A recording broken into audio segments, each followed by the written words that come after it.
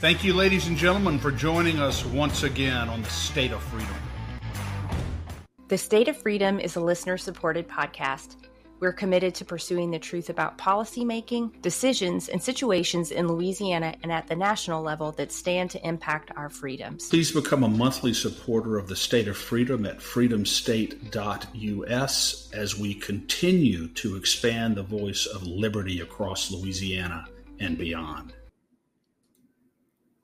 Well, good morning, everybody. Welcome to the State of Freedom. It's Tuesday, August 19th at 10 a.m. Central, and I'm Danielle Walker, joined by my good friend and co-host, Chris Alexander. We are coming to you live on Voice of the People USA TV and radio network on Rumble, X, YouTube, and Facebook. Wherever you are watching, please give us a like, give us a thumbs up, and share it. Comment in the chat. It helps us out with the algorithms, and we will take all the help we can get.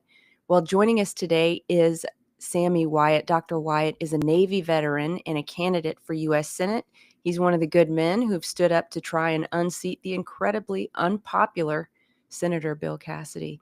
Before we get into the conversation with Dr. Wyatt, let me put our first ad up. Let's see. Thanks, y'all, for bearing with me.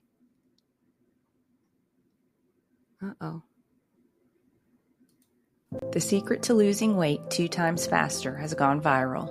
See the transformations hundreds of thousands of men, women, and teens are experiencing around the world with the Slender Eyes drops.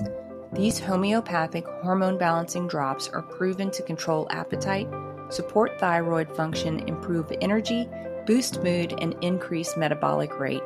To learn more about the drops or other incredible natural wellness and lifestyle products, email me at danielle@freedomstate.us or visit the Shop Our Partners page at freedomstate.us. Awesome. Well, thank you and welcome, Dr. Sammy Wyatt. We always start out the show with a scripture reading, so let me do that now, but we wanted you to be a part of it. The scripture for today is Psalm chapter 118, verses 14 through 17. And it says, Lord, you are my true strength and my glory song, my champion, my savior.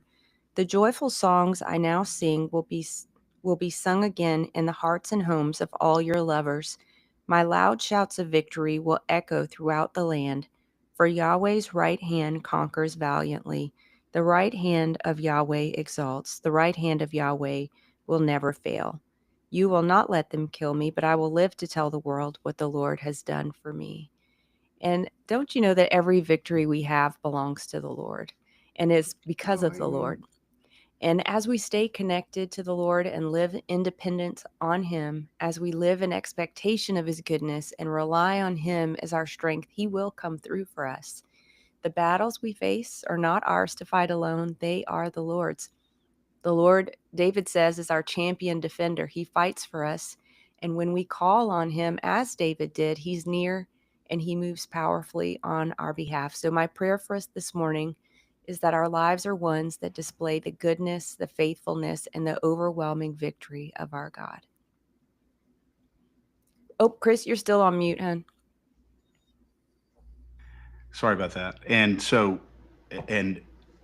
your prayer this morning, Danielle, reminds me of another psalm that's similar, but David is in a very, very difficult position, and he's like, "How am I, Lord? You have to help me. How am I gonna extol you from the grave?"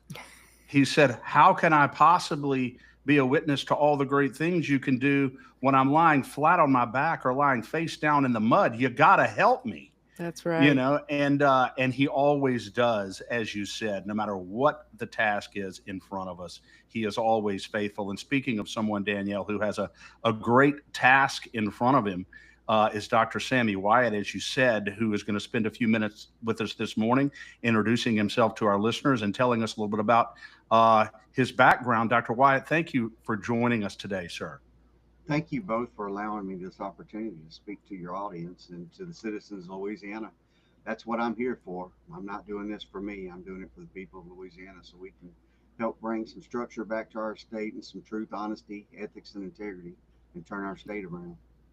One of the things that strikes me about you, Dr. Wyatt, is that you do come across as someone who is just absolutely void of anything other than speaking straight from the heart.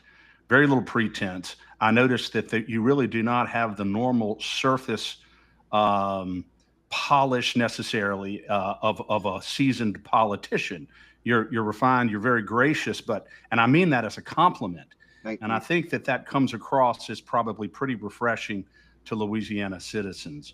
But let me ask you this: what made you get into politics? I know it's not your background. You are very well educated. You have a PhD, but tell us a little bit about your background, and then what made you to make a decision of this magnitude. Well, what made me decide to get into it? I started considering it back when President Trump, during his first election, and the lawfare and the warfare that went against him, how all the Republican Party was turning against him, how he was standing up for right and for justice and to do the right thing to help turn our country around, and to see how they attacked him. And then when he ran, of course, the election in 2020, I do not agree that that election was reported truthfully. I think it was taken. I do not, I remember going to bed at 3 o'clock in the morning watching the state of Georgia, and Georgia, President Trump was way ahead in Georgia, and I got back up the next morning, he's way behind.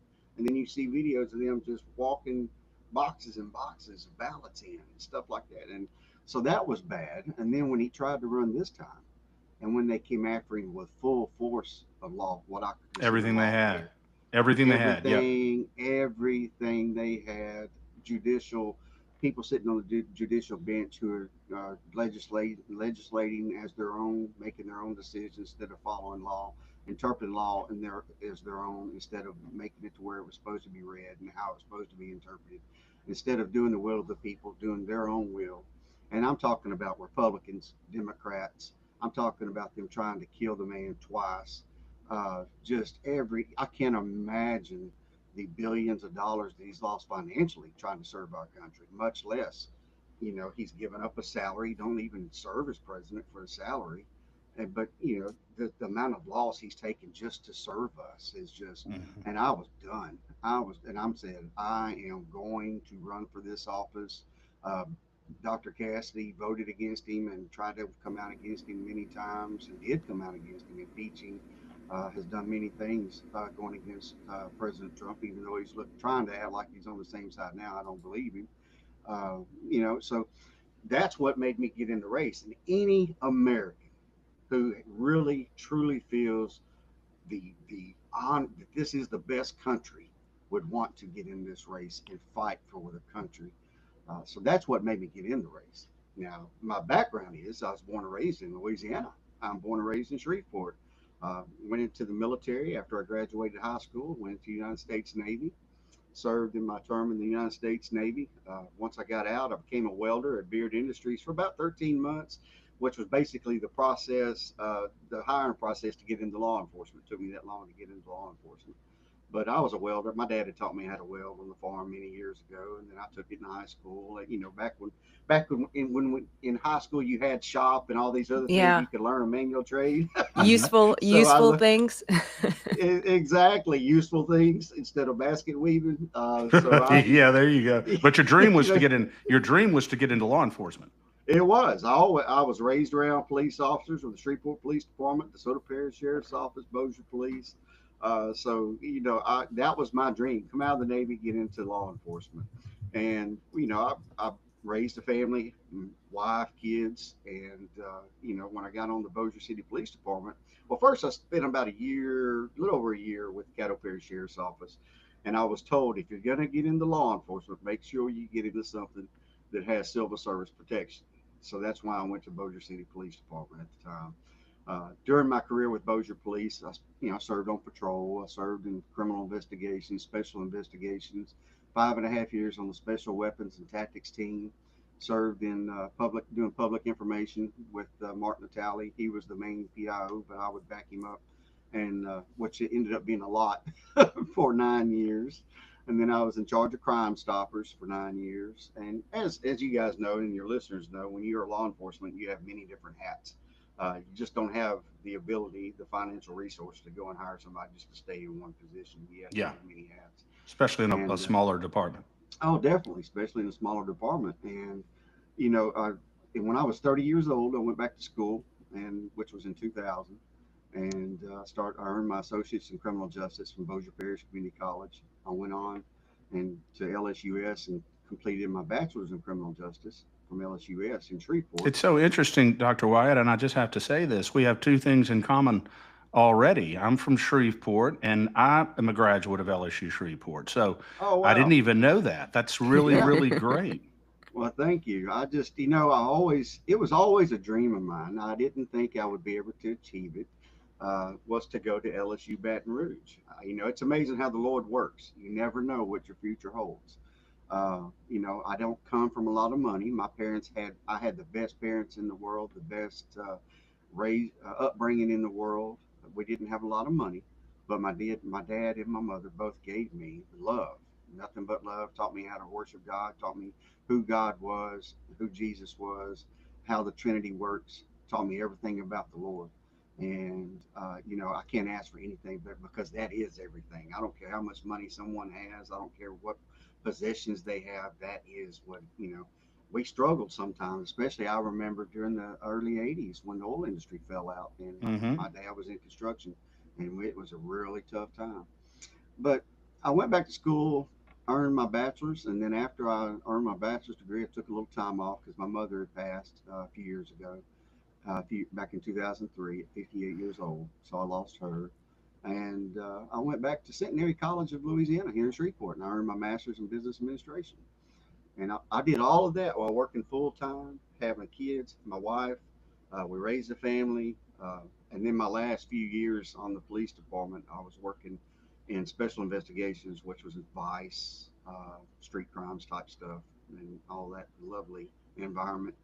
And I, Yeah, I bet I so. remember telling the chief of police, I said, "You want me to do Vice? I'm on TV everywhere with Crime Stoppers and PIO type stuff, and plus my lifestyle was not. I mean, that's a whole different lifestyle. Oh, Luckily you bet. it wasn't the full blown undercover type stuff that narcotics officers have to do. Because a lot of people did know me. I remember being in bars and doing investigations in bars, and these people. I literally had one guy came up to me. Do you remember me? I said, no, sir. And he goes, well, you put me in prison for child molestation, and he had literally just got out of prison after Wow. serving. Yeah, That's a and dangerous deal. What is the most dangerous situation that you've been in that whenever you think about your career as a police officer, the most dangerous situation that you've been in, or well, if there's one? oh Lord, I mean, we've had shooting situations. I luckily, thank God, I've never had to fire my weapon, but we responded to shooting situations, hostage situations, barricaded suspects, narcotics raids. We've had numerous. I mean, I've done so many narcotics raids when I was on SWAT with the SWAT team, where people were literally trying to grab guns off of their bedside tables, off of their. There was one guy that he had a water bed, I believe, and he was trying to get a gun off a water bed to shoot at us. And I've had people come at me with knives.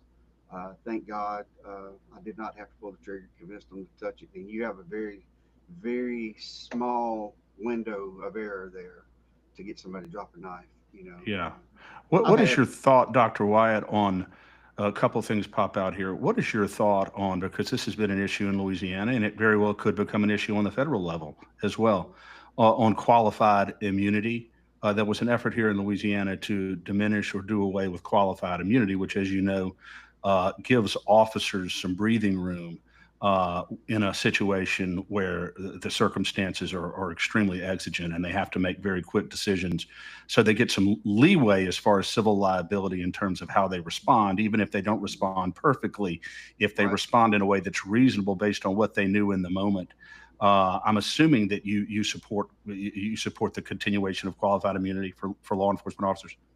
I do support it. I stand strong in support of it. And what the general public, most general public, don't understand, qualified immunity does not give you the opportunity to go out and commit crimes and do what's wrong.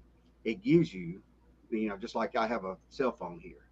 And if somebody's coming at me and they're running at me and they point that cell phone at me like this, and in a split of a second, I may think it's a gun. They're taking the posture like it's a gun.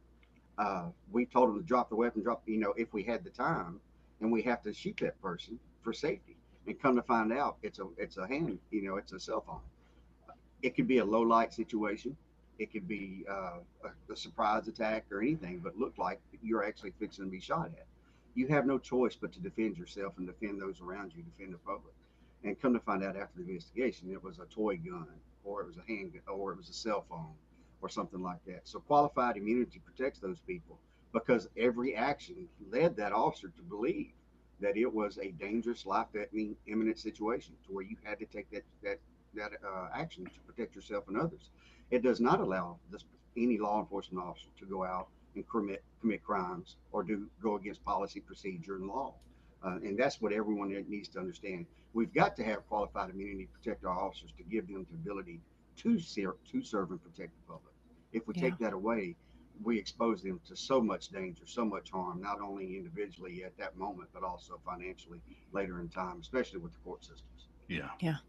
Yeah. I tend to agree with that. One more little question here before we move on, because you said something else earlier. When you first got into law enforcement, you wanted to find an agency that had civil service protection. There was a bill in this past session uh, that would have authorized the legislature to reclassify a number of categories of civil service employees in order to make managing those employees more flexible and allow them to be dealt with in ways that right now they really can't be because of the civil service protections. Isn't there another side to that? Do There you think that is. the civil service protections seem, at least this is the criticism of the current system, Dr. Wyatt, that it sort of insulates civil service employees from appropriate discipline and appropriate management, even when it's needed. What are your thoughts on that?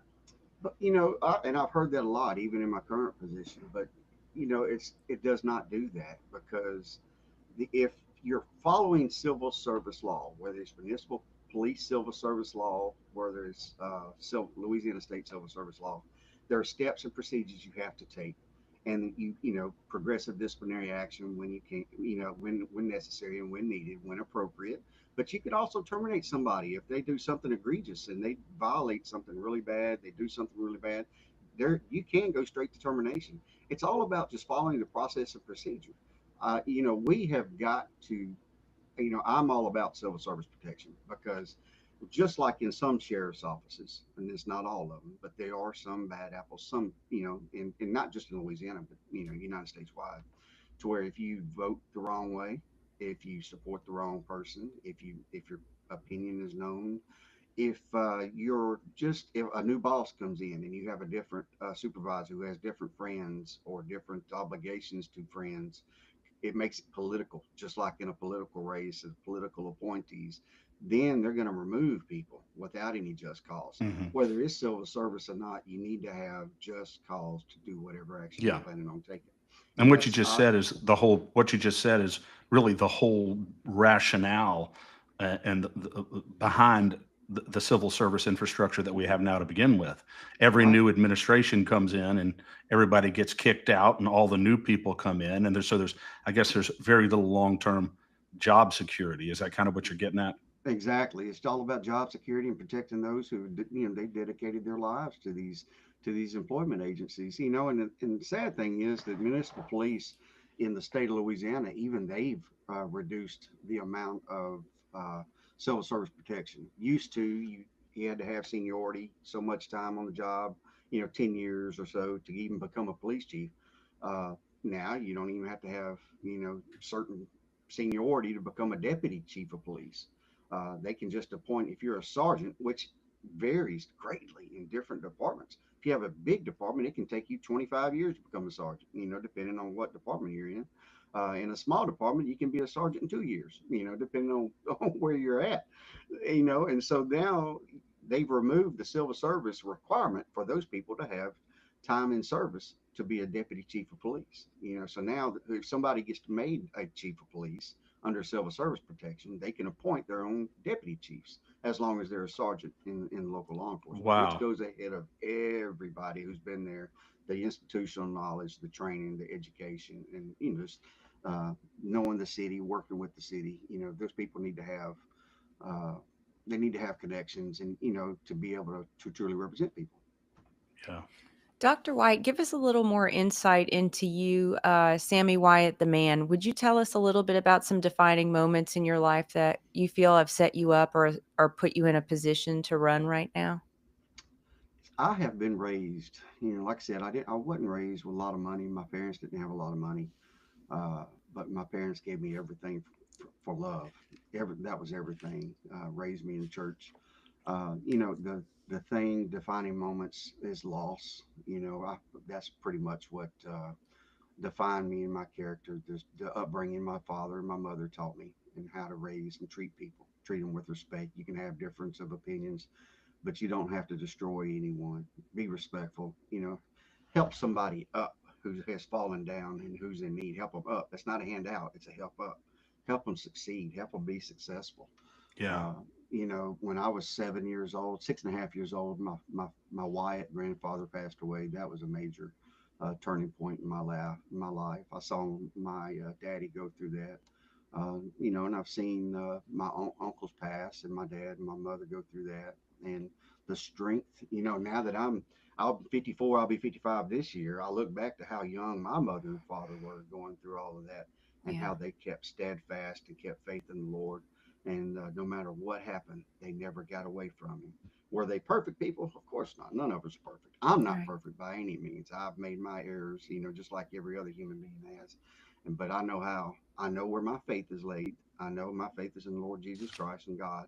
I know to keep my faith and my sight on Him, no matter what I'm going through, the challenges I'm going through, and always do the right thing. And I tell this to everybody: I'm going to do the right thing, whether it's popular or unpopular. I'm going to do the right thing. You may not like what I have to say, but it's going to be the truth. I'm not going to lie to you. Just like in this is an election. I'm not going to say one thing to get elected and do another thing once I get elected. I'm just going to tell the truth. Now that offends a lot of people, but and I'm sorry that you're offended by it, but it's the truth, and Yeah. so I can go back. I've had a lot, there's been a lot of tragedies. I say tragedy, it's normal life of passing of loved ones that's really set me on the Yeah. trajectory, especially when my mother passed away at 58, and that was in 2003. Found my father. He in 2018 he passed away. I tried to call him from Baton Rouge one day because I was working as director of internal audit for LSU A&M, and before I transferred up here to Shreveport, and I couldn't get him on the phone, so I left. And as soon as I left LSU Baton Rouge, he passed away, and I found Wow. him in his house in Shreveport, laying on the floor in the bathroom. And so And you had that no idea. You had no idea what you were walking into when you got there. I had talked to him the night before. It was my son's high school graduation at Dutchtown, down in by Geismar, Louisiana, down in Ascension Parish, and he was sounding bad. And I said, "Daddy, let me come and take you to the hospital. Please let me come take you to the hospital." He said, "No, no, don't. I, I'll be okay." I said, "Well, I'm coming tomorrow. I will be there tomorrow." I had no idea it was that bad. You Yeah. know, Wow. and so when I tried to call him early in the morning, I couldn't get him on the phone. And I had a meeting that I was going to, and I kept trying to say, well, maybe he's just sleeping in since he. And then once I got through the meeting and I couldn't get him on the phone. Then I headed to Shreveport. And they said about the time I was leaving Shreveport is when he passed. And I've worked a lot of deaths in my career: suicide, homicide, child, children. But as you know, when it's a loved one, it's a whole different ball game because you can you try to keep a disconnect between the police officer and the person you're having to investigate. You've got to keep some distance. But when it's your own loved one, Yeah. it's a whole different ball game. It's And so hard with family, isn't it? it is hard. It's hard, and Yeah. unfortunately, I'll never forget. Before I went to LSU Baton Rouge, it was after I retired complete. Matter of fact, it was I took early retirement from law enforcement 2009. So around 2010, 2011, a friend of mine who lived across the street from me in Bossier was a retired Shreveport police officer. He was bad diabetic, and he had lost one leg, and they just told him he was fixing to lose another. He had been through kidney transplants, and he committed suicide. And I was outside. His wife came running out and asked me for help, and I went in, and he had just shot himself in the head. So yeah, And Dr. Sammy, y'all were close, obviously. we were close friends. We were close friends. I knew he was struggling. He had turned to drinking, unfortunately, to help suppress the emotions and the feelings, and he felt like a burden on his wife. And a lot of law enforcement, and especially in the back in the what I say the old days, they took it to heart, and they didn't want to be a burden on anyone, or some tragedy happened, or they dealt with something they couldn't deal with, and they would turn to alcoholism or some type of drug abuse, whether it be prescription or otherwise, and he had turned to alcohol. And what's bad is he was a man of faith. He was a man of God, and he knew we would talk about God all the time at his house. And he was scared that if they took his other leg, he was going to be such a burden to his wife. And he told her, come to find out, he had told her that morning, I'm not going to be a burden on you any longer. Well, she didn't think anything about it. And he went into an office and committed suicide. And unfortunately, the suicide rate amongst law enforcement officers is pretty high, Yeah. around the nation. Yeah. How do you, Dr. White, some of the things that you've seen, it's obvious that you're just touching on the very surface of some of the things that you've seen in your career as a law enforcement officer. I'm sure some of it has just been horrid, uh, Hmm. devastating. How do you maintain your humanity, or did you maintain your humanity and your sanity when day in, day out, you're seeing things that would make most people curl up in the fetal position and hide under their bed for months? What was it that kept you moving there and kept you optimistic and hopeful? The ultimate thing was keeping my faith in God and going to church, talking to my pastor, uh, confiding in him, and just letting it out. Uh, and then you talk to your wife, you talk to your spouse, you talk to the other brother and sister law enforcement officers who's already been through that, who's going through it as well. And y'all have basically it's a sit around at IHOP, debrief, drink a cup of coffee, eat your pancake, and just talk about it, get it out. The worst thing any law enforcement officer can do is hold it in and not talk about it, because we Yeah. are all human. I've seen, like I said, homicides of children. I've worked homicides of children, rape, incest, molestation of children, uh, battered children, just to, gosh, unbelievable. The sex crimes of children, the pornography of children, stuff that I would have never thought in my life I would see. Yeah. I You mean, it's you don't. almost like I'm listening to you here and I'm thinking to myself on a slightly lighter note, I'm thinking everything that you've been through as a law enforcement officer, you've been shot at, you've seen horrible things in the course of trying to be a good law enforcement officer and serve the community. It's almost like Mm, what could possibly be thrown at you in a U.S. Senate race that even compares with some of the things mm. that you've seen in your life. So maybe it was good preparation. Well, thank God, I haven't personally been shot at. I have responded to shootings, Yeah. to where they were shooting at other people, and we've been able to take it without having to. We've been able to disarm people, and thank the Lord, I can say, but that I've never had to take anyone's life. I was willing to do so in protection of others. But even talking about all of the horror stuff we've seen, one of the worst things about law enforcement, and every single police officer, every single fireman, every single public servant who hears this will know it. I'm telling the truth. One of the worst things we deal with are the politics on the inside, the good old boy system, the Wow, rich. that's Yeah. you must be reading my mind here, Dr. White, because I was just about to ask you if you were king for a day and you could institute one or two simple but very significant reforms within, just law enforcement agencies across Louisiana, what would they be? Remove the good old boy system and the what they the politics in law enforcement of, I'm related to this person, I know this person is my cousin or my best friend, this person donated to my campaign, so you're gonna treat them better. And I am a law enforcement officer who does one thing: I treat everyone the same. everyone gets the same dignity and respect and the privilege of being treated like a human and do the right thing. I don't care who, and this is one of my unpopular statements. I don't care who you are, who you're related to, who you donated to, who your best friend is. I'm going to treat you fair. I'm going to treat everybody fair.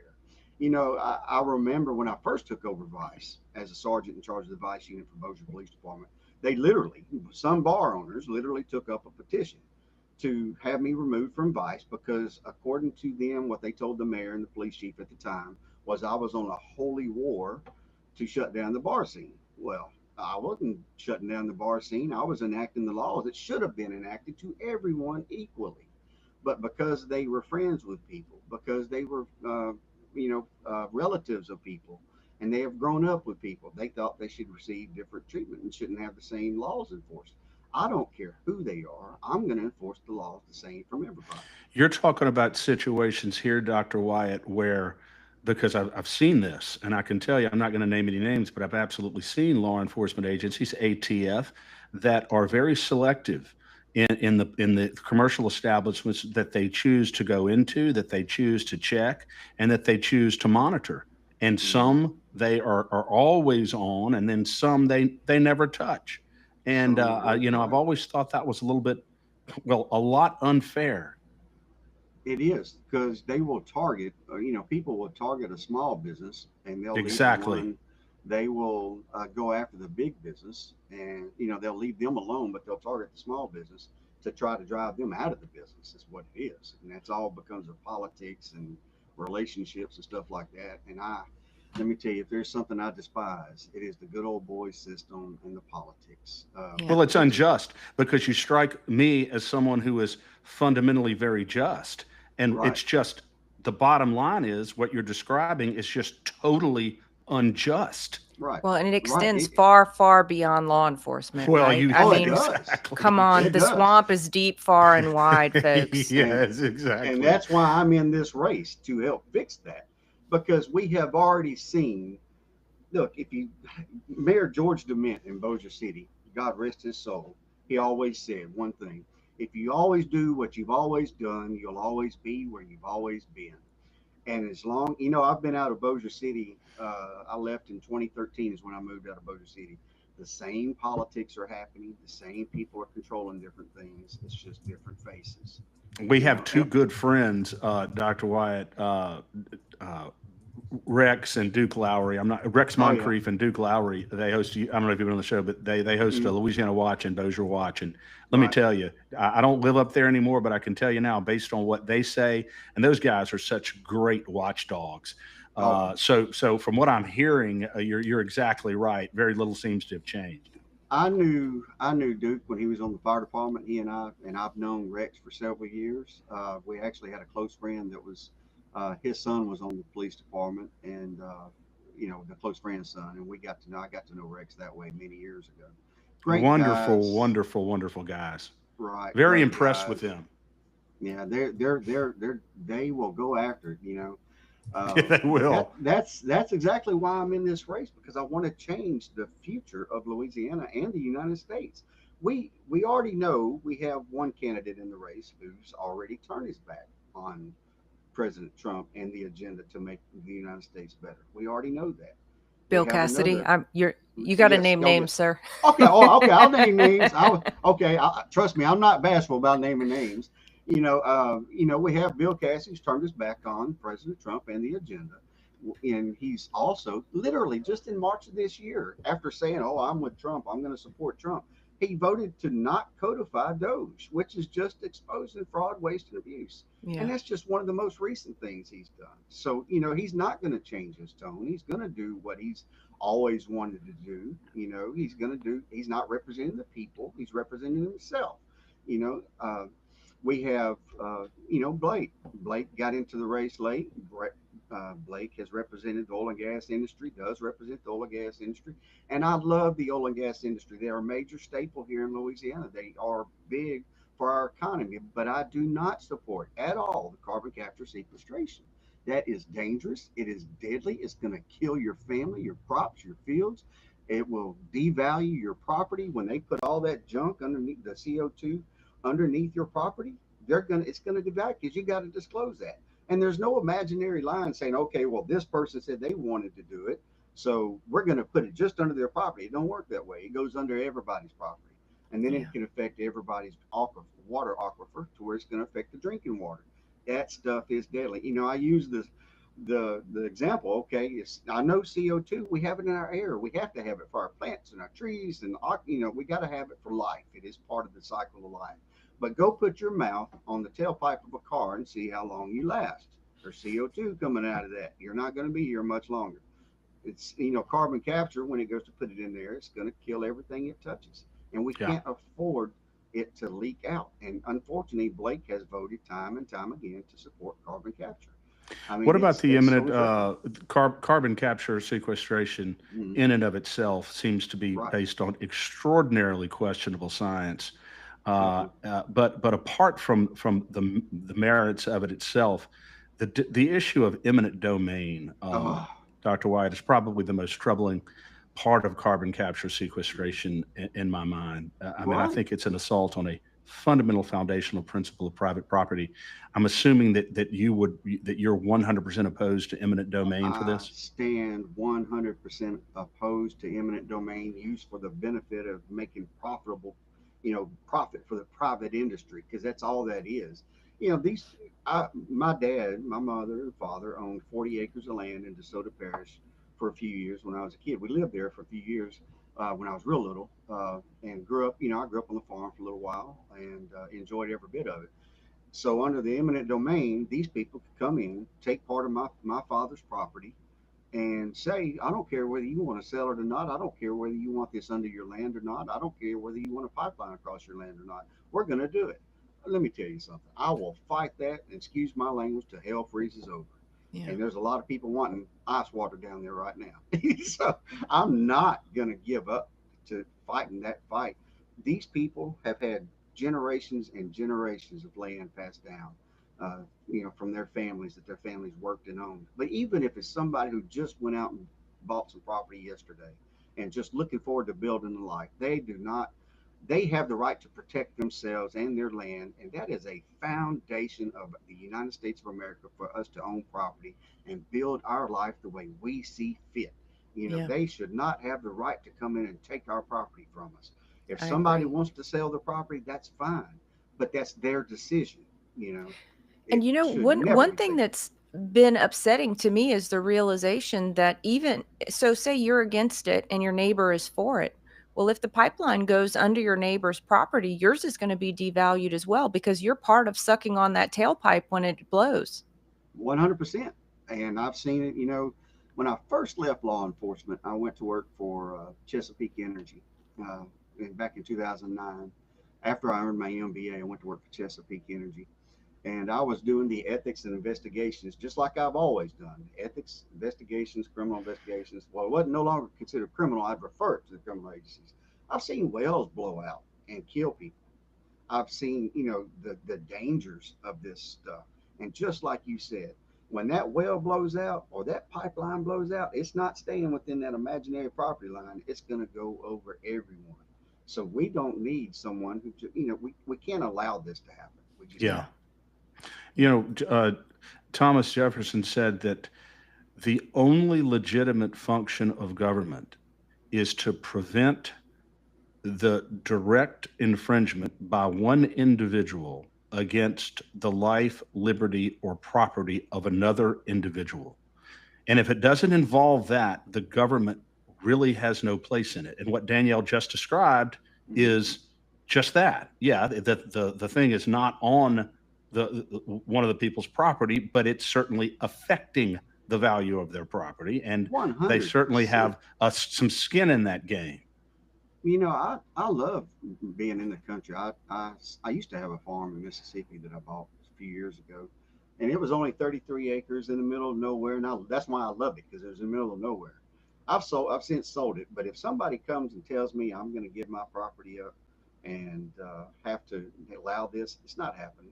And if I go to buy a property now and I find out there's a pipeline under it, I find out there's a carbon capture well underneath it at the bottom underneath our water aquifer, I'm not going to buy it.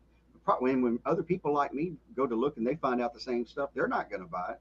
They don't want the exposure. They don't want their rights taken from them. So Yeah. that property value is going to just sink, and that's exactly what's happening. And Yeah. it's a shame. Government should not be involved in 90% of what they're involved in now. We have got to shrink government and reduce it out of the lives. Let the people, just like healthcare freedom, we have Yeah. got to let the families raise their family. The government, we see what they do to families. We need to get them out of our families. Exactly. Now tell us, you've mentioned Doge and you've mentioned government overreach. Where do you stand on tax reform, and where do you stand on the budget? What does that look like for you? Oh Lord, our budget is horrible. The United States, we're $37 trillion in the negative for the United States as a whole. We have got to rein in this ridiculous spending, specialized projects that, this pork that's in the state budget, in the federal budget, because of who relationships. When somebody like me, who is middle income, and they get elected to a position and they're a middle income person, and 5 years later they're a multi-millionaire, there's problems somewhere. And I tell everybody, elect people you trust, but verify they're doing the right thing. The Reagan doctrine. The Reagan doctrine. The Reagan right? doctrine. Dr. Trust Wyatt? but verify. Yes, sir. 100%. I love Ronald Reagan. Ronald Reagan's done turned over in his grave 100 times. I told You you know- you're the first guest we've ever had that complimented me on my Reagan sticker in the background. So I love Ronald Reagan. He is one, he is just, I'm in awe of him. That's one person I wish I could have met. But we have got to rein in this government overreach. We have got to rein in this ridiculous spending on pet projects and pork in the What's the state and in answer? the Senate. The answer is holding people accountable for what they vote, and we've got to have people who get into just like me if I get elected, when I get elected as a U.S. senator, I'll work with the state senate and the state representatives to get these bills passed through the state legislation. Then I also help the legislation get passed on the national level, so we can lower many different. Oh my gosh, insurance! Look at insurance here in Louisiana. There's no reason we should be paying the amount of insurance that we pay for homeowners insurance, car insurance, and we need to have reform on that. So Yeah. there's so many things we need to tackle to rein in the budgetary expenses. But you look at some of this ridiculous pork that they yeah. What are your thoughts, Dr. Wyatt, on this Louisiana Doge? We had a federal Doge, and then the Louisiana, our governor created a Doge commission here in Louisiana, and I haven't heard too much about it. Senator McGuez, Senator Valerie Hodges, and several others are on that commission. It's headed up by a guy named Steve Orlandi, I believe. I'm trying to figure out what's going on with Louisiana Doge. Well, the problem is, in my opinion, and I've been investigating fraud, waste, and abuse for many years. I'm a certified fraud examiner. You have people assigned, and this is no disrespect to any of those persons you named who are on that. But number one, I haven't heard of anything that they've done. I haven't seen any action taken. But we've got to have experienced, take it out of the hands of the politicians and put experienced, certified fraud examiners who know what they're looking for, who know how to expose fraud, waste, and abuse, and put them on the task force and hire some people to go to the task force, start exposing this stuff, and the people who are supporting it. And maybe people who are not on the permanent state payroll. Don't you think that might enhance their credibility? Yes, sir. That would be a great, how can you have politicians in charge of Doge when they're the ones who are mostly contributing to the Doge? I mean, to the fraud, waste, and abuse. I mean, that's just, they're not going to allow you to go in here and expose stuff. We need I support the governor in creating a Doge platform, but we need it to be a real platform. We need it to be a real committee. We need it to do real investigations and truly expose fraud, waste, and abuse. And that don't mean stacking it with a bunch of politicians, career politicians, and nothing against anybody personally, but a career politician is not going to attack Doge, because if they're representing oil and gas, or they're representing some other entity who has a special interest in that to make sure money gets cycled, then they're not going to truly attack it. They're not going to truly address that situation. And we might even need to bring people in from out of state who don't have the ties to all these No people, ties because to as them. you've said, the nepotism and the covering for your cousin and all that stuff Oh my gosh, is yes. is The good is old deep. boys. Yeah. It's deep here in Louisiana, and it's not just Louisiana. It's everywhere we go. It's in every state. So we've got to take number one. I don't mind an oversight. Having an oversight panel, but you've got to let the professionals do the true investigation. And if Yeah. you're getting campaign donations, because look, all the politicians, what do they want? They're going to tell you what you want to hear, what you want to see, while their name is on the ballot. But when their name's not on the ballot, you just about can't get in touch with them. They won't respond to emails, phone calls, text messages. Heck, you can go to their house, send them a dozen roses, and they're still not going to answer the door. Yeah, we have direct experience with that, and we don't particularly like it. What about Dr. Wyatt? As a U.S. senator, if you're elected, you're going to be dealing not only with domestic affairs, you'll be dealing with international affairs. What are your thoughts on this war in Gaza that's been going on now since 2023? I think Danielle has said. What should America's role in that be, and how do we end it? First off, we are not going to be able to be the ones to end it. They're going to have to come up with the solutions themselves and be able to negotiate the solutions. We've got to stop the overreach of the United States on. I'm all about securing the nation and taking what's best interest of our nation, but we have got to protect the American interest first. And I'm all about supporting Israel. To a limit. We can't cut an open checkbook. We have to be defined in what we do.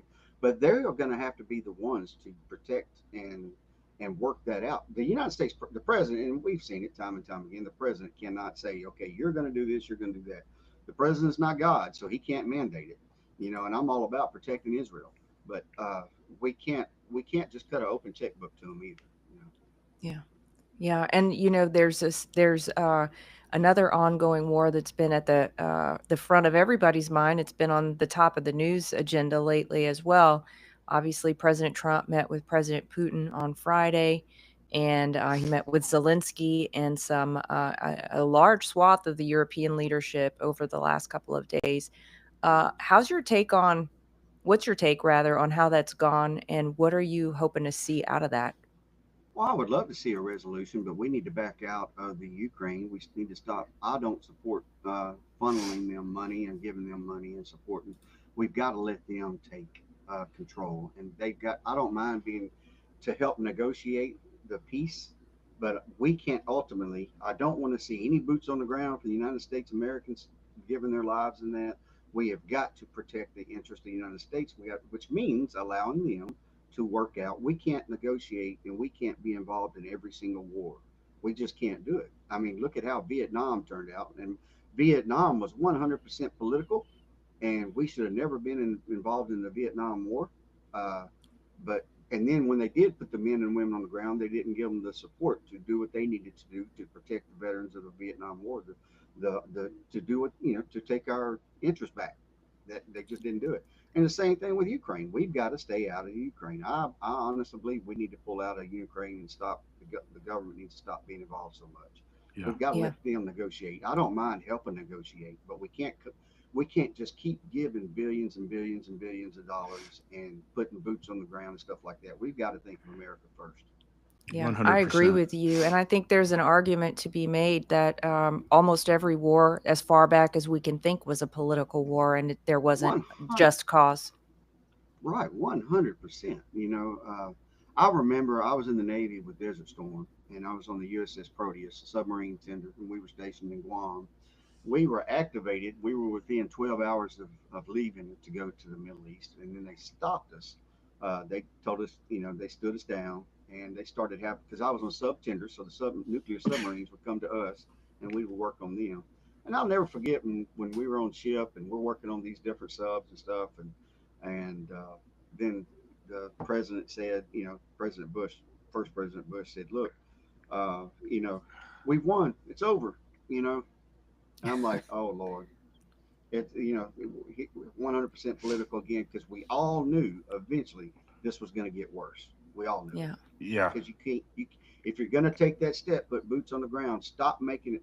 stop holding the military's hands and restricting them from doing what they need to do. Because you're costing military lives. You're talking about American daughters and sons and wives and husbands and family members who are going and you're playing politics with them. I can't stand that. Yeah. That's right. You are. You're playing politics with people's lives. Absolutely. You talk about a war that begs for justice. You know, my dad was a U.S. Marine, and he said that my dad wasn't in Vietnam. My dad was a Marine during Korea, Mhm. but during Vietnam, he did know a lot of Marines who were there, and there came a point while they were there, they didn't even know why they were there anymore, and they Right. basically were reduced to a point where they just looked at each other and said, "We're just going to fight it for each other and for the Marine Corps because that's Right. really all we feel like we can rely on right now." And that's really what it came down to, Dr. Wyatt. 100%, 100%, 100% politics. They threw the men and women in Vietnam. They threw them over there without the support, with kept handcuffs on them where they couldn't do what they needed to do, couldn't protect themselves, couldn't protect the people they were there to protect, allegedly there to protect, and they had no say in it. My grandfather served in World War II, and in the army, and I wish I could, I wish I could talk to him now, about everything. I was so young, and didn't understand back then. You Um, remember your grandfather, though. You were 7 when he passed away. yes, sir. I was 6.5 years old, about to be 7 when he passed away. Isn't it amazing how you can have such a vivid memory of your grandfather because of the impact he had on you, yet you were so young when he passed away? Oh my gosh, I do. I can remember his scent. I can remember his voice sitting with me on the steps of his house. And both of my sets of grandparents lived in the lower income in Shreveport, and I can remember sitting on both of them's house and on their steps going into their house and talking to him. And my Wow. grandfather chewed, he chewed red man tobacco, and Hmm. he gave me. He didn't want me to chew, and he didn't want me to smoke or anything. I was like that. I was about 6 years old. He said, "Here, try a little of this," because I always was picking at him, trying to get it. Oh my gosh, got Trying to sicker than get a some dog. of it? I never So wanted any more nasty. of it after that. Yes, indeed. You're I, right. I, he taught me that valuable lesson. But I remember, he used to. I remember he used to take me to, buy me little small. You remember the 6-ounce cokes and little ding dongs individually wrapped and honey buns. I may still eat a honey bun or two every now and then, but Yeah, but no red like man. no red man, no red man. I tell everybody I don't drink, smoke, dip, or chew, or chase the wild women that do. I don't do any of that. Right, there So you go. Well, Let me Dr. ask. Wyatt, Oh, go ahead, uh, Danielle. Sorry. on election reform, sorry, Chris must be coming down with a cold, I'm huh? sorry, I'm so y'all. I have to sorry. apologize. I've had a chest cold, and I'm oh just sorry no, that it's, I hardly ever get sick, and sometimes, occasionally I'll get one of these chest colds, and so I want to apologize for my oh no sniffling and need at my all. coughing over here. It happens. It happens to Yeah. everyone. But I wanted to touch on election reform. We've seen some recent statements out of the Trump administration investigating the machines and their vulnerabilities. We've seen definite statements from him about concerns about paper ballots, the fact that the 2020 election was stolen. Where do you stand on election reform, and what do you think needs to be done for people to have faith in our elections? Well, here in Louisiana, when we vote, we don't get anything printed out to show exactly how we voted.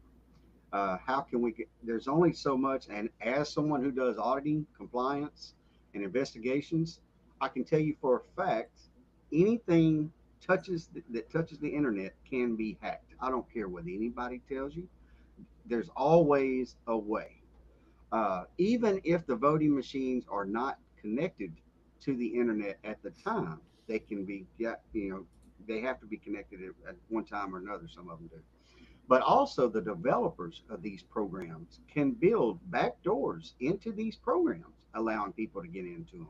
If you're anyone who works with the computer systems and building programs and writing code and stuff like that, which number one, I can't write code. I'm an investigator. I'm not a computer guru on that end of it.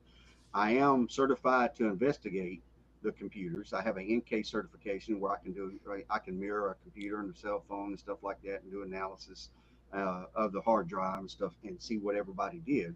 But I cannot write code. But anybody who can write code they can and have the opportunity to create a backdoor into that program, including voting machines. What's the best scenario? Do people want to go back to 100% ballots? I don't think so. Uh, you know, I think about the 2000 election with the Chads, hanging Chads and all that stuff and all that happened. And then people, just like the 2020 election, all the people running the ballots into the boxes, and bringing that in. So what would be a best case scenario? I think there are new machines out there, and the state of Georgia uses them now, to where you vote on an electronic machine. It does you a printout, and you have an auditing ability. Whichever way they decide to go, we need to have full auditing ability of these systems. If somebody comes to us and says, I voted for Democrat or Republican or whoever they voted for, and they show us a slip to who they voted for, we need to be able to track it and see. But they don't get to keep the slip, Dr. Wyatt. They don't get to keep the slip. Oh, they need to keep the slip. Then there should be two of them. Then they don't get to walk out of there with anything. Oh wow, that's crazy. They need to.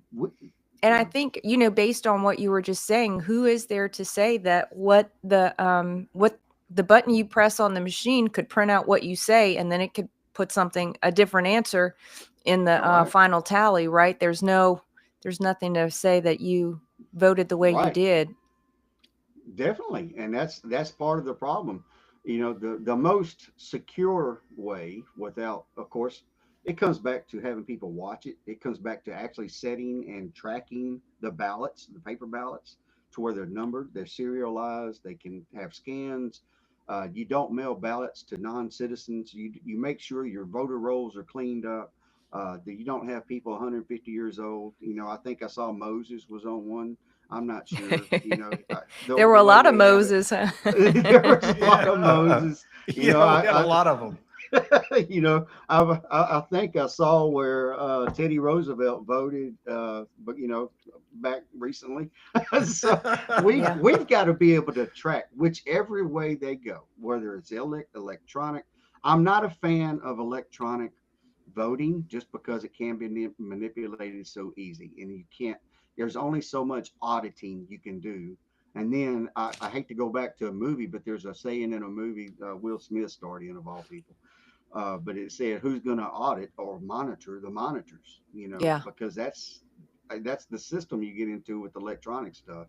And they need, if they're going to do an electronic machine to where they're going to vote, we need to have a printout. The person needs to be able to keep a printout so they can keep how they vote. And then if it comes into question, they can turn that in and they can verify it. And so we need to have an audit trail no matter what. And I would think that if there are any machines involved, the code should be open source so that we actually know, somebody can actually read the code and know what's in there. We have to keep it secure, definitely. When you get into, especially, and I do not think we need any machines who are made from a foreign national company. None at all. Yeah. None at all, because that's inviting yourself up for setting up for disaster. Yeah. You seem to be tracking very closely with President Trump's executive orders on all this. Yes, sir. I am 100% in support of President Trump and what he's trying to do. And I'm not a politician, as you can tell. I say the truth. I tell you what I think, how I truly feel. But I'm very passionate about how I feel, because I'm tired of seeing our country and our nation abused. Look, there's only, you want to talk about the different things about President Trump. There's only a man and woman. There's not 29 genders. And I don't care if you put on a dress. I don't care if you have surgeries. If you're born a man, you're going to die a man. You need to stay out of the women's sports. We need to protect our young children. And as a person who has personally investigated child sexual abuse, the last thing we need to do is to have confused individuals around our children like that. Yeah. Not saying Amen. They're all, it's just natural. Well said. Before you go, Dr. Wyatt, let me ask you one last question about the redistricting, because I got to get your opinion on this. Mm-hmm. Cleo Fields, 2024, the Republicans caved in. 17 Republican senators joined all of the Senate Democrats and walked Cleo Fields back into the U.S. Congress with a district. Speaker Mike Johnson at the time said that was not something that needed to be done. There were other options. They could have fought for the current district. They could have drawn a district that wasn't a racial gerrymander. But the result of it is that we have someone in Washington, D.C. now who is a nemesis to President Trump. What are your thoughts on that redistricting, and should the legislature be in session right now trying to correct that? Well, in my opinion, they should have never happened in the first place. I think it was a political swipe against Garrett Graves, who was truly serving the people and fighting for the people. From everything I've seen, I don't know anything he did wrong when he stood up to fight against anyone. It was a political swipe to remove him from his position and to give position to the Democratic Party and against the people of Louisiana. Look, if a district shows that the majority is this one way or majority is another, that's fine. But you don't gerrymander a dang district, and this is what we're getting into, just to put in some of that DEI nonsense that they're doing. And we need to stop that. We need to remove it, and I truly believe that the U.S. Supreme Court is going to reverse that decision, and we're going to get the district back. I truly believe that. I know they're hearing it in October, I believe. And I think we're going to be successful at that. But we need to stop it. It goes more than just on here in Louisiana. They're doing it all over the United States. Look at that idiot Governor Gavin Newsom in California destroying that whole state's gerrymandered. I don't know even how you even know where anybody lives. But we've got to take it back. Cleo Fields is such a disappointment, and I don't know him personally, but as a citizen of Louisiana, somebody who's supposed to be serving the public, he's a disappointment. And he should have never been in office. It was made just for him. They didn't have to do it. They did not have to do it. No, they didn't have to do it, and we should be addressing it right now instead of our legislature should be addressing it and taking it up. Problem is, you got a political season where people don't want to be held accountable for their vote now. Because now you're in a political season. So some of these people who come out and say they're 100% supporting Trump, they're really not supporting Trump. They're really supporting their own selves and their wallets and their retirements and their resume. Yeah. And, my PhD is in human resource education that I earned at LSU Baton Rouge. And, I know how to deal with people. I know how to handle people. And these people, I think a lot of our leaders today need to have some education and some training and how to deal with people and truly represent, be honest, have some integrity, have some ethics. Well, let me tell you one thing about me. There's three things, actually. I will never turn my back on Christ. Am I perfect? By no means, but I will never turn my back on Christ and the Lord and Savior. I will never violate my ethics and integrity for anyone, no matter what. If it means I have to lose an election, I'll just have to lose an election, because I'm not taking dirty money. I'm not going to go against the people of Louisiana. I'm going to stand up for them and stand up fiercely for them, and we're going to defend them. Well, that's beautiful and so encouraging, Dr. Wyatt. If people are interested in learning more about your platform or getting you to come and speak to them, how can they do that? Definitely. You can follow us on Facebook at SammyWyatt.com, and you can follow us on X at Dr. Sammy Wyatt. Awesome. And we've been very successful. We have over $4,500 donors from around the state, individual donors, and we have been very well received around the state. We're all over, from South Louisiana, north, south, east, and west. I'm all over, and thankfully been well received, because the people know I'm speaking the truth. We're tired of, if you keep hiring career politicians, you keep putting them in place, and they're using this position to get to another position, then they don't need to be in this position. If they've turned their back on the American people and the citizens of Louisiana, they don't need to be in there. So we need to elect someone, and I believe I am that person. I know I am that person, to truly stand up to the crime and corruption that's in our state, in our United States Senate and Congress. I will be the one to stand up firmly against it. Well, your voice is valuable, Dr. Wyatt, and you're definitely contributing to the conversation. Thank you for your service, not only in the military, but in law enforcement for many years. And thank you for taking the time to join us today. God bless you, sir. Thank you so much, and I truly appreciate it. Keep us in your prayers. That's the best thing anyone can do. And of course, we, as you know, to run a campaign is expensive. So I would ask for anyone to consider to support me financially, and I definitely would like their vote. But main thing, keep me in your prayers, because that's what's going to change everything. Awesome. Well, it was a pleasure, Dr. Wyatt. We look forward to talking to you soon. Thank you so much. Thank you. We're going to take a little break here and go to for a word from our affiliate sponsors, but don't go anywhere, because when we get back, we have a little wrap up. I want to say a couple of words about Dr. Wyatt, and then there are some Louisiana issues that have come up that you do not want to miss. So stay tuned. Stay right where you are. If you're looking to invest in physical precious metals or convert your 401k to a precious metals backed IRA, please consider making your investment with our trusted partner, MetalStacks. Their prices regularly beat the big sites, and they have no credit card fees or minimums. Shipping is free for orders over $500. Just visit metalstacks.com/dwalker or get there from our website, freedomstate.us. If you're interested in the IRA conversion, drop me a message at Danielle@freedomstate.us and I can get you connected with their white glove service. Danielle, I have to apologize once again about this cold that I have, and I know it's been distracting, but I can't, I'm not just going to not participate. So thank No. you for bearing with me here. Look, Thank you for bearing with me. I was reviewing some of our shows from the last year, and when we had Dr. Sherry Tenpenny on, I was sick do as a remember dog. that. And I looked like it. I absolutely looked I like do it. remember that So one. my heart Wow. goes out to you, Chris. I don't 100%. feel quite so bad right now, but Oh my gosh. I wanted to tell you that, I find Dr. Wyatt very refreshing.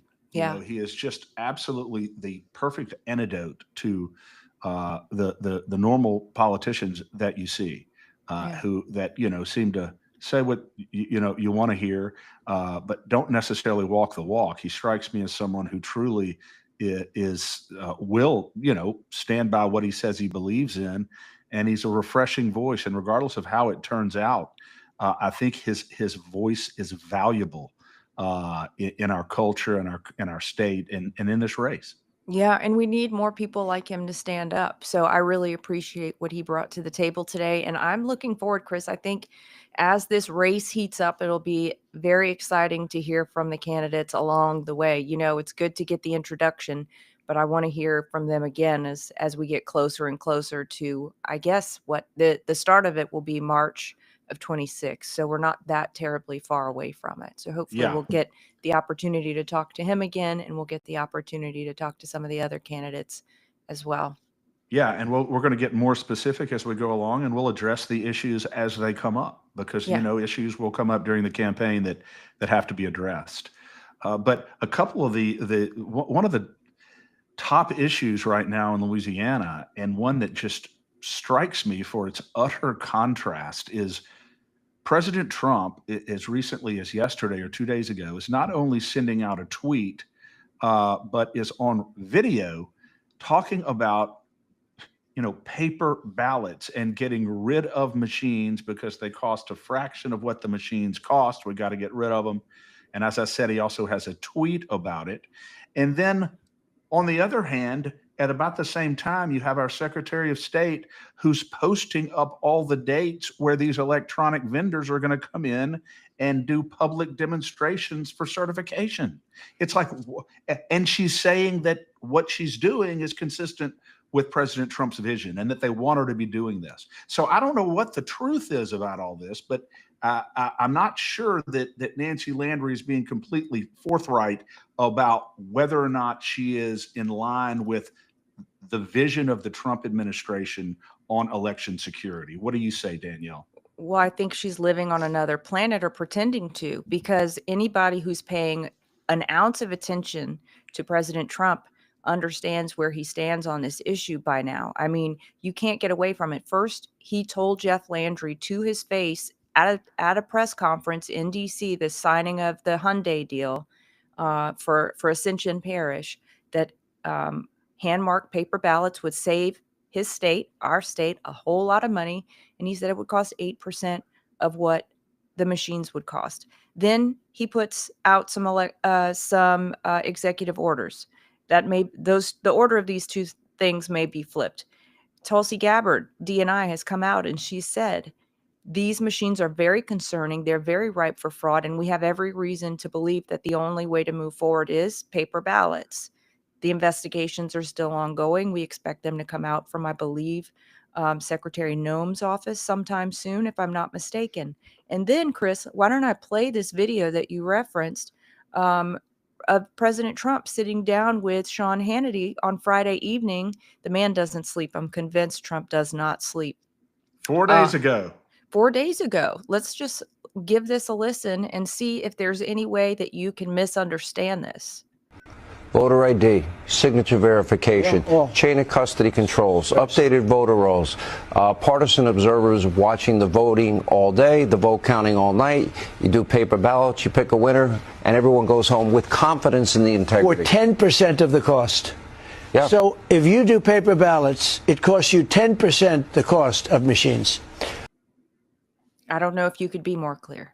So my question is this, how do you possibly reconcile what we just heard with Secretary of State Nancy Landry's ongoing push to invest $150 million in electronic voting machines? How do you reconcile those two positions, particularly when she's representing that the Trump administration endorses her agenda, endorses what she's trying to do right now? Something is amiss here. There's no question about that. Yeah. Well, I put out a note this morning on Twitter with the dates that you sent me, Chris, for the machine testing or demonstrations. Maybe we could just mention that as well, that the Secretary of State has 5 or 6 vendors coming to Baton Rouge to demonstrate their machines. And they are all, save one, they are all on separate days. So you would have to make, I believe, 5 different trips to Baton Rouge. How many people does she think lives in Baton Rouge that cares about this issue? Does she expect every single person who cares about this issue to travel back and forth to Baton Rouge 5 times? I don't understand why this wouldn't be done as more like a job fair. Maybe I'm misunderstanding what the point of this is. I'm not really sure. It's a public demonstration of the security of these various electronic voting systems. And my question is, how long does it take to demonstrate your voting system? If it takes an hour or a couple of hours to do, why would there not be, as you said, Danielle, multiple demonstrations in one day? So people who may live in Lafayette or in Monroe or in Alexandria can come and not have to travel back and forth. I mean, this is all for the benefit of the public, so we can have confidence in the security of our voting system. I don't understand why they're doing them all in separate days either. I don't get that. And I don't understand this just obtuseness when it comes to listening to what President Trump is saying, and he's saying it more frequently and more often, and even more emphatically recently. I don't understand it. The only response that our Secretary of State has made to President Trump's suggestions in his agenda is that we have a paper component that's going to be coming out of the machine, a paper component, and that will enable us to audit the votes. Well, first of all, the vast majority of voters, overwhelming majority, never look at a paper ballot that's spit out by a machine. They never look at it. They never study it. Most of them don't have any idea if it accurately reflects what they voted. Secondly, they don't get to leave, and she made this very clear, with their ballot. So they can't even check it later. So they vote, spit it out. They got to turn it in, and then they leave. Secondly, even if the paper ballot does accurately reflect what the vote in the machine was, the machines can still be manipulated later. The machines can still be manipulated to become inconsistent with what's on that piece of paper, and it's the machines that count the votes. So I don't understand how she says a paper component is any way reconcilable with President Trump's vision for a 100% paper ballot system. Yeah, it doesn't add up. It doesn't make sense. And the gaslighting around those of us who can clearly see that this is vulnerable at best. These systems are vulnerable at very best, sinister at what, I do believe they're sinister. If you think about what happened at their place of origin in Venezuela, and you look at the state of Venezuela, that is the whole entire goal for what they wanted for the United States of America. So if you're not willing to look at that as someone who's in charge of our elections, I don't even know what to say. Chris, would you talk for a minute about what calls to action you have up on the LCAG website right now related to the elections issues? We have two calls to action on this. One is to follow and implement President Trump's executive orders on our election system. And who does that go to? That goes to the governor, goes to the Secretary of State. And also, there's another one that's just on Louisiana voting systems generally, and how absolutely crazy it is for us to go forward with electronic voting computers when President Trump and every cybersecurity expert in the world who's reputable has said that they are acutely vulnerable and we need a secure hand-marked paper ballot system. So those are our two calls to action. And who does on the that. second one go to? The same people. Same people. Okay. And maybe I'll just mention as well that We the People Bayou community also has a call to action up that is separate from that, which is to President Trump, that says our elected officials, our elected officials are not listening to us. We have protested, we have pled, and they are not doing anything we ask. We're not being heard. Please intervene. And that's the same plea that I put out on Twitter today from the State of Freedom account, Chris, to DNI Gabbard and her office, because our officials are not listening to us. Our pleas have fallen on deaf ears. And when they have heard us, they've looked us in the face and said, there's nothing to see here. There's absolutely nothing to see here. Yes. And if there's anybody on the national level, and I know that national figures watch our podcast, it's important for y'all to understand that Nancy Landry is not following President Trump's agenda. She is in the process of spending a ton of taxpayer money on electronic voting computers and machines. And by every indication we've gotten, that is inconsistent with President Trump's vision. And it's important that, the administration understand that. Yeah, it is.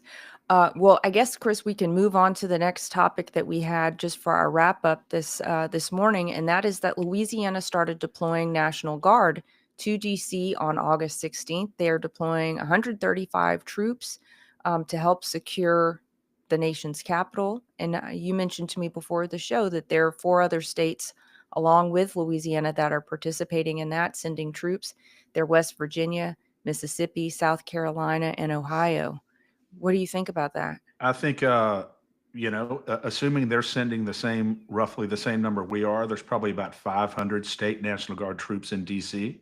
And I guess it's appropriate. President Trump has declared an emergency, a crime emergency in D.C. From what I understand, there's already a massive difference on the streets in D.C. And I don't have an issue with sending National Guard troops in a situation like this. Obviously, I don't want them to stay there permanently, but I think, I think it's probably appropriate.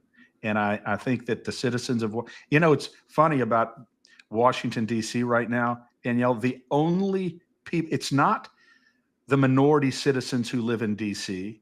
It's not the hardworking people who get up every day and go to work in Washington, D.C. or in the surrounding area. None of those people are complaining about this action. The only people who are complaining are elitist liberals in Washington, D.C. Everybody else welcomes the presence for now. And I know it's going to be a temporary presence for President Trump, because I believe deep in his heart, President Trump does not like the idea of federal overreach, particularly when you look at everything that he's been through. I think he has an acute sensitivity to federal overreach. I think he's all about freedom and liberty and regional sovereignty. But in a situation like this, I think it's appropriate, because from what I've read and understand, Washington, D.C. was just, to say that it was unsafe is a gross understatement.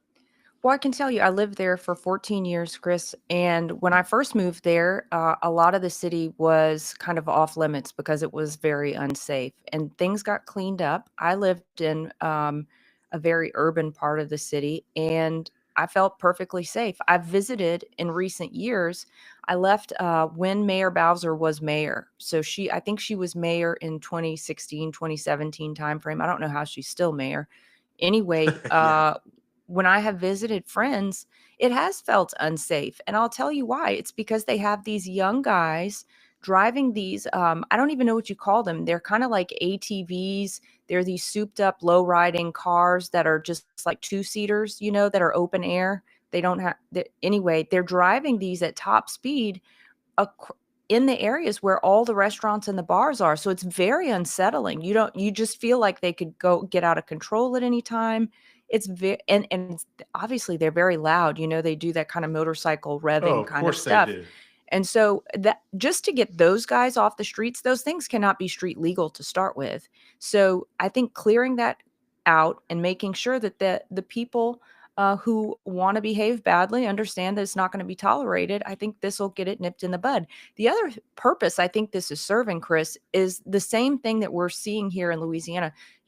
People of Louisiana probably would be a lot more forgiving of Jeff Landry if they hadn't seen what Trump has been able to accomplish. And you and I have talked about this at length. The reason people are so upset with Jeff Landry, aside from the fact that he hasn't really followed through on his promises and that he does seem to be advancing an agenda that's contrary to the will of the people, those things aside, what we have heard from politicians so often is, oh, we just can't get it done. We just don't have the power. We don't have the support. Well, look at Trump. Look at Trump. Does he have that much support in terms of the legislature backing him up? Not really. I mean, the legislature hasn't done that much, but look how much he's accomplished and changed on the world stage and in our lives just in the last 6 months. So I think that what he's accomplishing by bringing the federal troop or bringing the National Guard troops in, federalizing DC, cleaning that place up, making it a welcoming environment, a safe environment for people is conveying to all of these other people who live in all of these other blue cities. Guess what? They just don't want it safe over there. They want the criminals running roughshod over the good people, over the children, and making the playgrounds and making your streets unsafe. So I think this is accomplishing more than one end. Very much so. The immediate end is that it's making people safer, and the broader end is that it's making people who would rather wallow in mediocrity, wallow in being far less than what and who they could be, accomplishing far less than what they should accomplish for the people. I'm talking about public leaders. It's making them look really bad Yeah, because President Trump is doing exactly what they've been saying for so long can't be done. And that is exactly. why I think both Democrats and Republicans many of them want to appear as though they support President Trump and appear as though they're loyal to him. But many of them, if they ever had the opportunity, even now, to cut his legs out from under him, I guarantee you they would do it in a heartbeat. And there are Yeah. as many Republicans who would do it as there are Democrats. And that's why I think it's so important that we continue to put a hedge of protection around President Trump and continue to pray that God supports his efforts and keeps him safe. Because I know that there are people in his immediate circle as we speak right now, Danielle, who want to dismantle him and who would wake up tomorrow morning if President Trump were rendered entirely ineffective, who would be happy. Even people who are extolling his virtue right now because they don't want America first. They don't want individual excellence. They don't want to clean up their own mess. They don't want to stop enriching themselves. They don't want to return the government to the people. Deep down inside, they don't want any of that.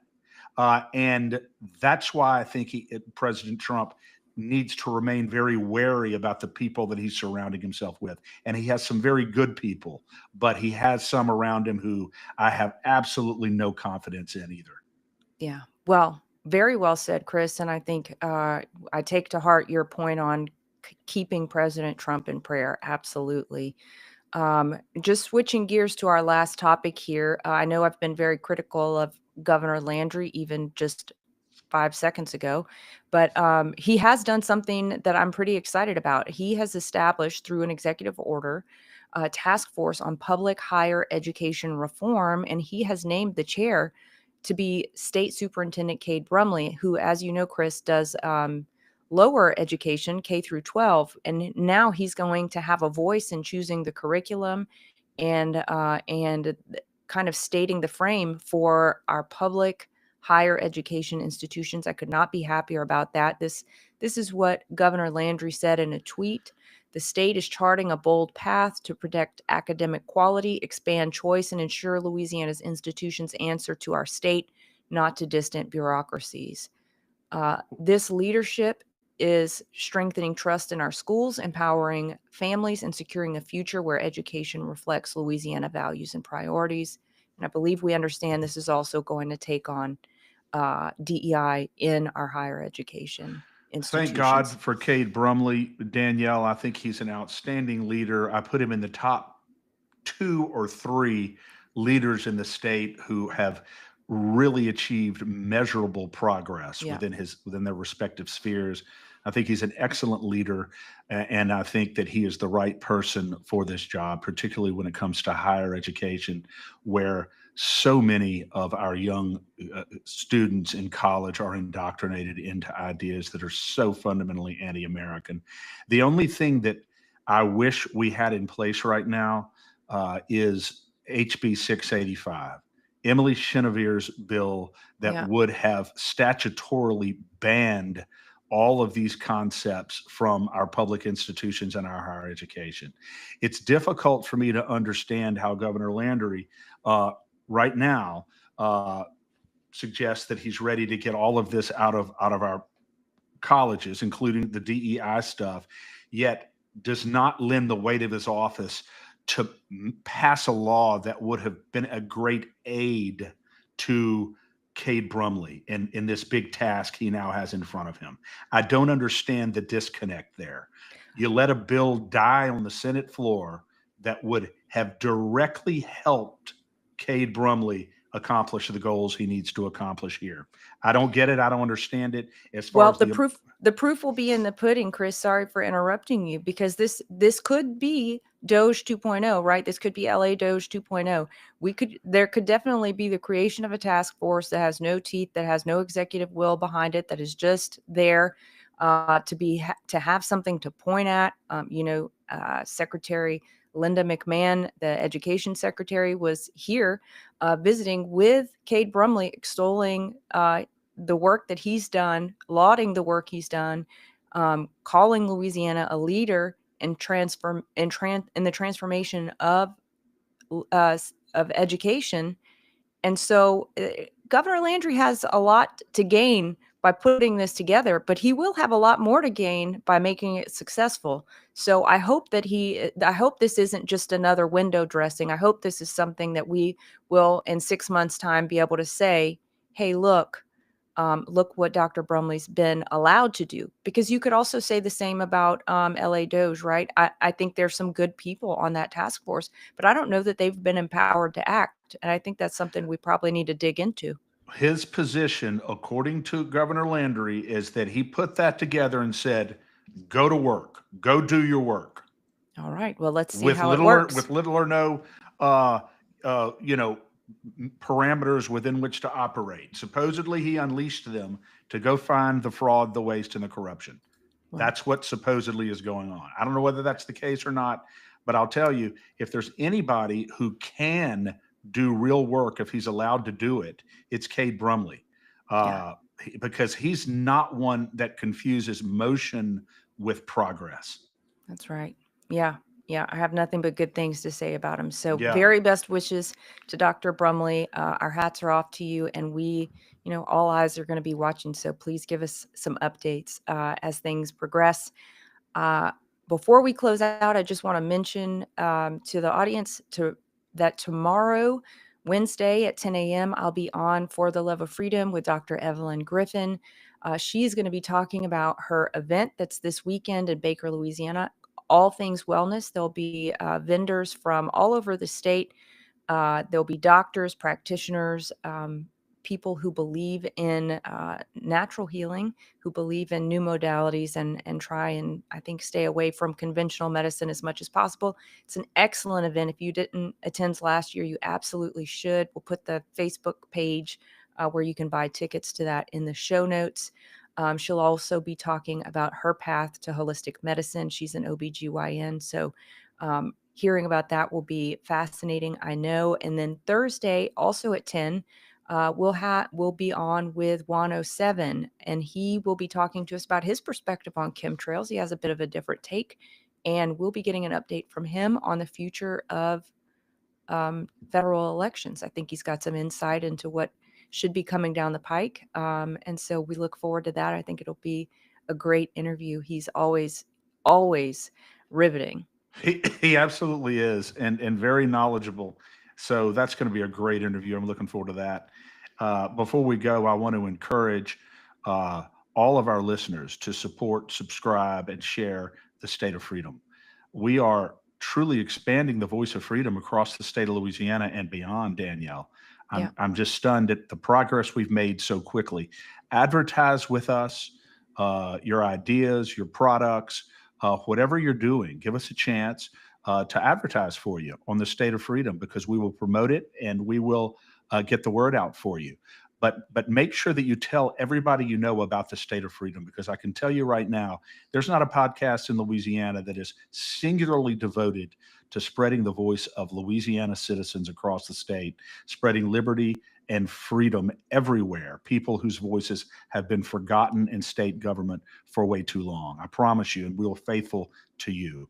So support us, donate to us, and also LACAG. Go on LACAG, do the calls to action, lacag.org, and become a member of LACAG as well, because we need your support. We are, State of Freedom and LACAG are both listener-funded, member-funded grassroots organizations that accept no special interest money. And so we need you to help us continue to level this playing field, and we can fight and we can win this together, and we will. Awesome. Thank you, Chris. And God bless you. Thank you for all your work, Chris. And feel better, man. Oh, I will. I wish Dr. Evelyn Griffin was here and she could give me some of the holistic medication for congestion. I guarantee it'd probably be gone in 5 minutes. But anyway, God bless you, Danielle, and we will reconvene soon. Sounds good. Thank you, Chris. Oops. Meet the world's first living, full-spectrum, certified organic CBDA hemp extract. Ness's hemp oil was extracted from seed to bottle without chemicals, solvents, or heavy metals, and it surpasses world-class standards for purity. This pure and powerful CBDA has been proven to reduce aches and pains, ease mental tension, and promote better sleep. To get yours today, visit the Shop Our Partners page at freedomstate.us. Thanks for joining us today on the State of Freedom. Be sure and check out the show notes for this episode. You can always go there and find the calls to action and resources mentioned in the show, and you can find out more information about our advertisers there as well. If you want to learn more about us or support our work, visit freedomstate.us. To get involved with Louisiana Citizen Advocacy Group, visit lacag.org. We'll see you next time. God bless.